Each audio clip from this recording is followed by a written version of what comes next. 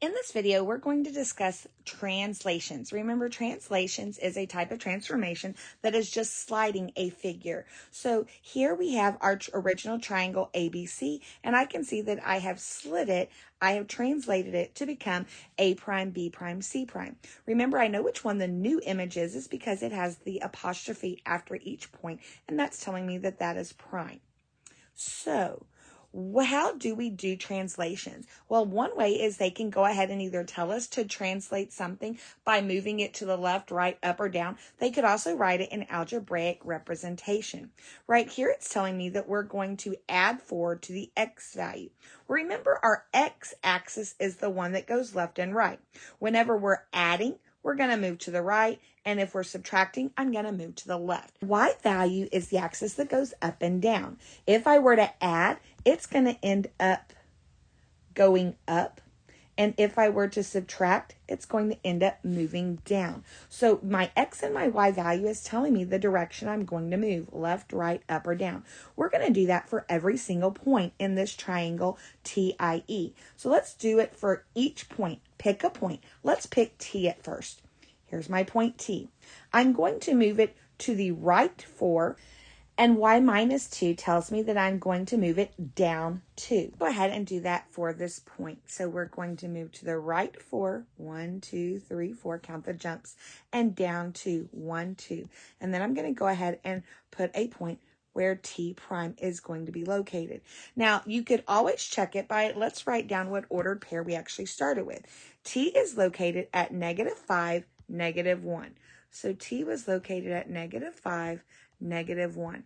Now, if I were to go ahead and do what it says, which is add 4 to my x value, so whenever I add 4 to -5, I am now at -1. And if I were to subtract 2 from my y value, well, -1 minus 2 is -3. And that is the exact same location that we are at here. So we could either do the math for each ordered pair, or we can know when x tells us to move left, right, up, or down. Let's go ahead and finish this for every single other point. Let's do E next. So on E, I'm going to move to the right 4, 1, 2, 3, 4, and down 2. And put a point for E prime. Then we're going to do the same thing for our last one, I. Move it 4 over and 2 down, and label it I prime. So now I have my new translated triangle TIE. And this has preserved congruence because anytime I do a translation, the figure is staying the exact same size. It's just moving location. Well, what about this time? They've given me the original, and this is where it moved to. We write the rule. Now, remember, I know which direction, which one's the new one and which one's the old one based on how it's written. My new one is going to have the prime, the apostrophe after it. Let's take it one point. Let's look at what A was originally. Originally, point A, located right here, is located at 0, 3. That's its x and y ordered pair. Now, what is the A prime located at? Well, the new A, I went to the left, I went -5 and up 1. Well, what did I do to my x and my y values? Well, I can see that to go from 0 to -5, I subtracted 5 from my x value, and my y value to go from 3 to 1, I subtracted 2. Let's see if that is true for every other point. So let's look at B. The original B is located at 3, 3. And our B prime, our B apostrophe, is now located at -2, 1.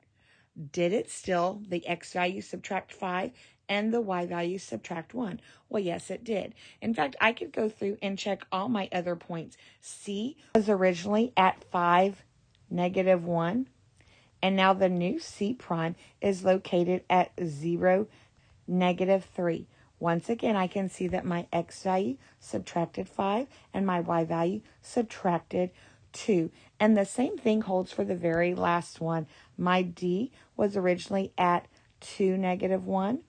And if I follow the exact same rule, D prime is now at -3, -3. So once again, I can see that my x value subtracted 5 and my y value subtracted 2. Remember, x value subtracting 5 is just a fancy way of saying that I moved to the left 5 and that I moved down 2.